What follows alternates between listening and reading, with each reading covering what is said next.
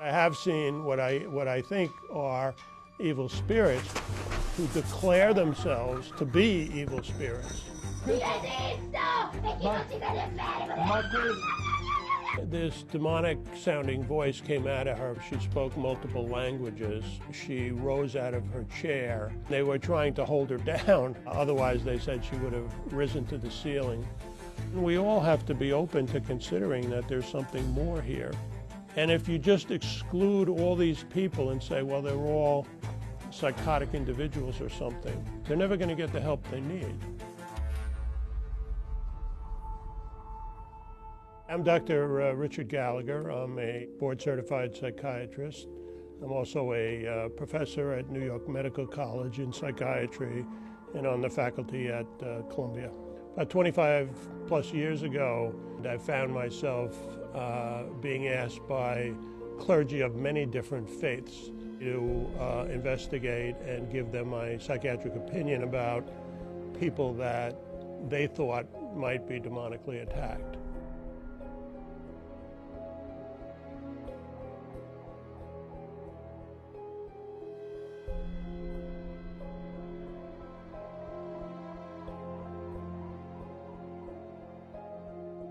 I went into my conversation with this priest a little on the skeptical side, and somewhat to my surprise, he liked that. He said, well, if we didn't think you were skeptical, Dr. Gallagher, we wouldn't have wanted to use you. Well, I guess he had heard about me, and that's why he came to ask my opinion about a woman who was claiming that she was beat up by invisible forces. She would even have these bruises spontaneously appear. She appeared to me to be completely sane. And I'd never seen a case like that before. It didn't seem to be explainable on the basis of any medical or psychiatric pathology. She and her husband were devout Catholics, and they believed it was kind of evil spirits. I didn't have a great deal of interest in getting involved in this, but you know, as a physician, I really don't like the idea of seeing somebody in tremendous pain or tremendous confusion.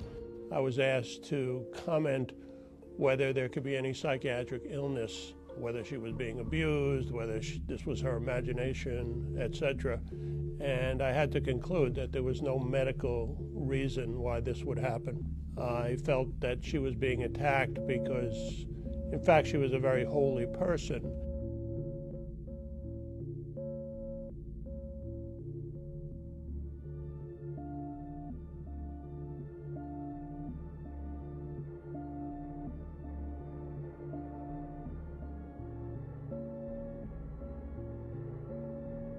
I believe in science.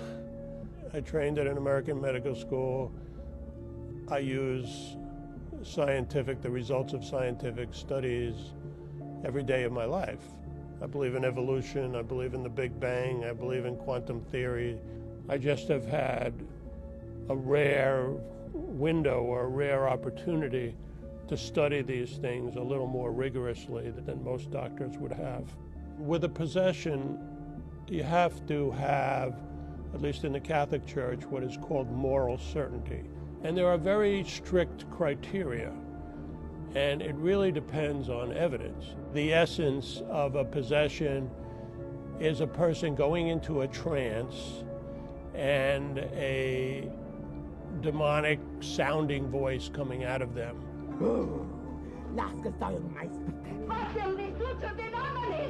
Attacking the people, attacking religion, usually using very crude and violent language. Like, leave her alone, she's ours, this type of thing. Superhuman strength, knowing secrets of people that a human being could never know otherwise.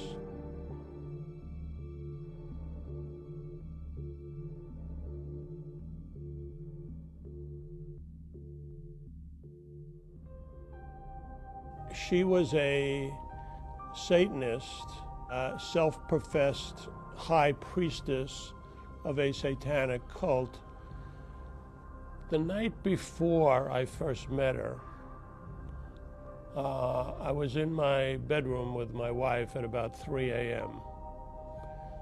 and we had 2 cats. And these 2 cats just went completely berserk in a way that we had never seen before. And we were mystified. And the next day, the priest introduced me to Julia. And the first words out of Julia's mouth were, "Well, Doc, how did you like those cats last night?" Now, I'd never met the woman before. She would often tell me how people's parents had died. For instance, she told me, "I know your mother died of ovarian cancer," which was true. And once I was on the telephone line, on a landline in this case, with the other exorcist. Now remember, Julia was not on the phone conversation. This was not a conference call or anything. We actually knew where she was at the time. She was about 1,000 miles away. And that same voice came in over the phone line, said the same kind of thing. "She's ours, leave her alone." So I said to the priest, I said, "Did you hear that?" And he said to me, "Yeah, the evil spirit can even interrupt our phone conversation," which I found pretty remarkable. It was pretty creepy, but I also found it pretty remarkable. She was completely demonically possessed. It just doesn't happen out of the blue. It's not like your average person all of a sudden is going to wake up and be possessed. There is pretty much always an explanation. They have turned to evil in a very explicit way. For instance, in Julia's case, the context was obvious. She had turned to Satanism.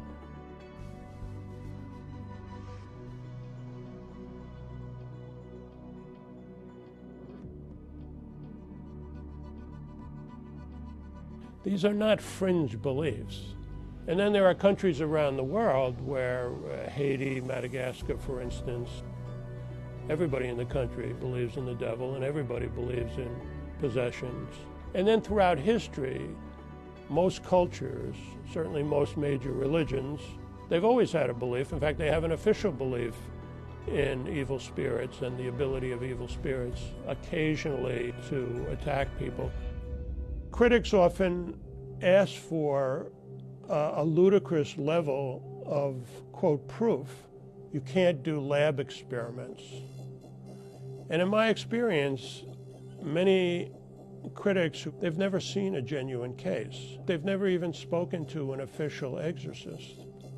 I don't think that's very scientific of them. Many people in the mental health field are more open to healthy spirituality than they were in the past. We have, I think, moved past an era heavily influenced by Freud's atheism, where psychiatry was actually hostile to religion and spirituality. I don't want to prevent people who need psychiatric help from getting it. But then there are these rare cases. No amount of medical help is going to deliver them of an evil spirit. There are definite criteria, there's definite evidence. Although the evidence, while massive throughout history, is of an historical nature. If that's not good enough for you, well, you know, you're never really going to be able to understand this field.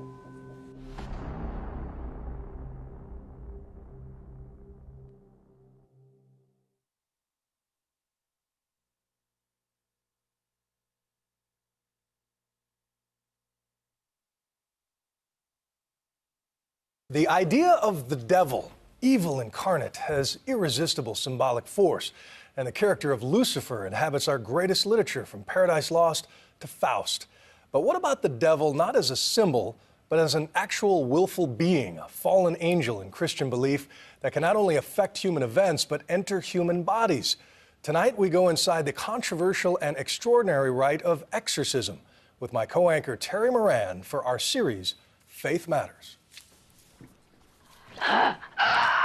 It burns! In Hollywood, exorcisms are full of spooky special effects and terrifying images. As in, most famously, the film The Exorcist. I command you to depart from the servant of God. Emily, can you hear me? Or there's the battle with the devil in the movie The Exorcism of Emily Rose.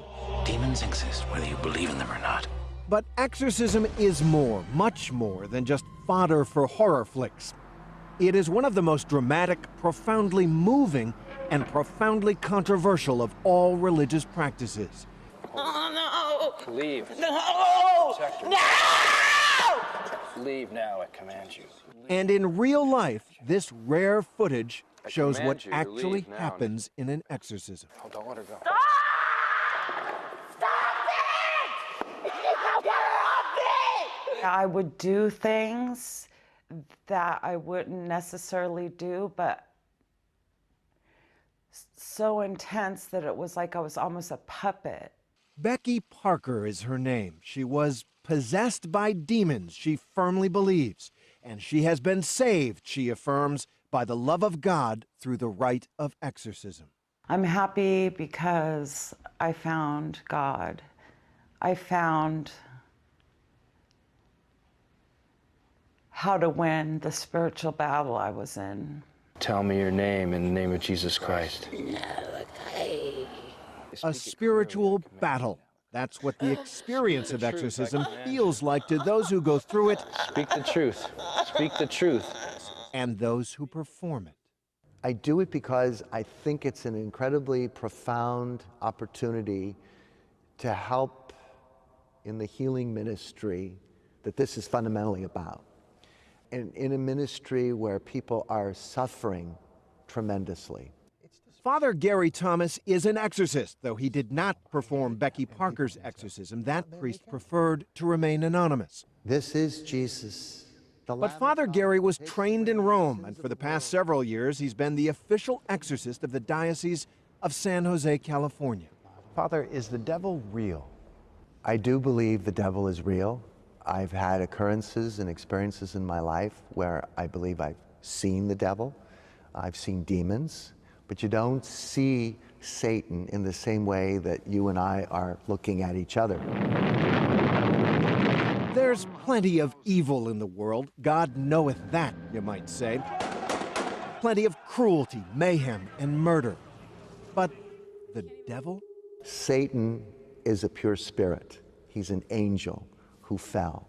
Certainly when I've been involved in the ministry of exorcism and at times prayed with people who have had a demonic attachment, I have seen Satan. I have never met a psychiatrist that came to the conclusion the person was possessed by a demon.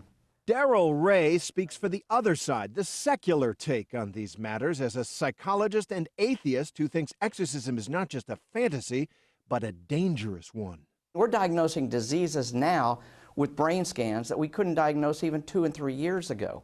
What will happen in 4 or 5 years? The brain is an incredibly complicated organ. But the fact that some priest using 12th century technology can cure somebody is absurd. Faith versus doubt, the sacred versus the profane. That's the age-old conflict that exorcism crystallizes. And it's the conflict at the heart of the latest Hollywood take on the subject, the rite. Yeah, the interesting thing about skeptics, atheists, is that we're always looking for proof, certainty. The question is, what on earth would we do if we found it? Anthony Hopkins, in a bravura performance, plays an exorcist, Colin O'Donoghue, a young seminarian full of skepticism at the rite. That's not the devil. It's just a very, very sick girl. She doesn't need a priest. She needs a shrink. The seminarian's character is loosely based on Father Gary Thomas and his experience training as an exorcist. How do you know that someone is possessed by a demon rather than just someone who's under tremendous psychological strain? There are specific signs. For example, if a person has an aversion to walking into a church and not being able to view a crucifix or an image of Christ. Another sign could very well be if a person possesses a competency in a language that they otherwise couldn't speak. They can take on a serpentine look and coil up in a very serpentine body language manner, and I've seen that happen. I was shaking, I was screaming, I was different languages.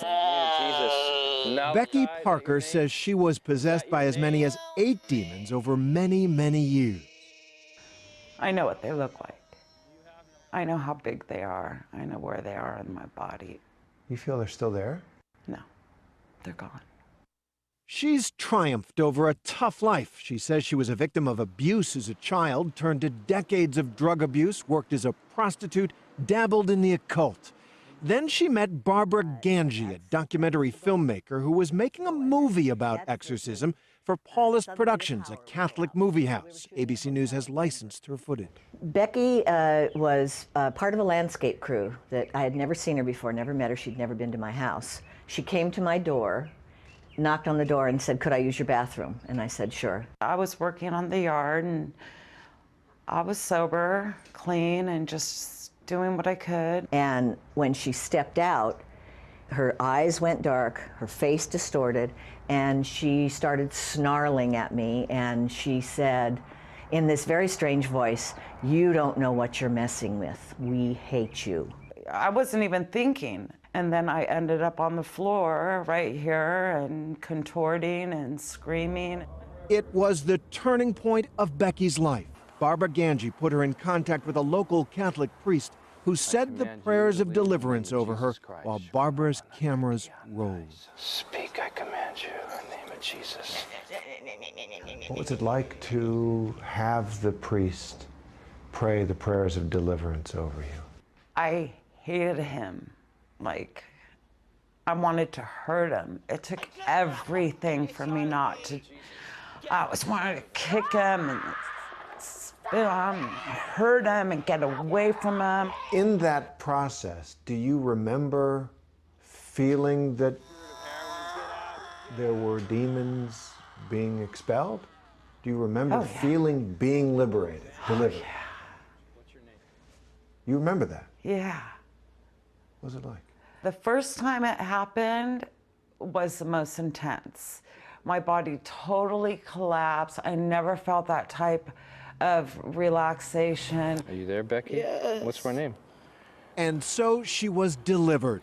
Becky is drug-free, married, and writing a book on her journey now. Some would say she was saved from the devil. Others argue she was mentally broken and the priest put her life at risk. People who are in that kind of condition are oftentimes potentially suicidal. And if they're not getting the proper treatment, they could kill themselves. The Catholic Church requires outside medical and psychological examinations before exorcisms are approved by local bishops. Still, skepticism abounds. Father, you know there are going to be plenty of people watching this who are going to look at you and listen to you and say you're a charlatan. How do you answer someone who says that? To believe that there's a Satan is an act of faith, a leap of faith, in the same way that to say I can believe in God or have a personal relationship with God is a leap of faith. In the same way when an atheist says, I really firmly cannot believe that God exists, that's also a leap of faith, to believe in the denial of God. Demons, Satan, and the very real suffering in so many human lives. Exorcisms have been part of human religion since time immemorial. And today, in this modern world, the right is making a comeback.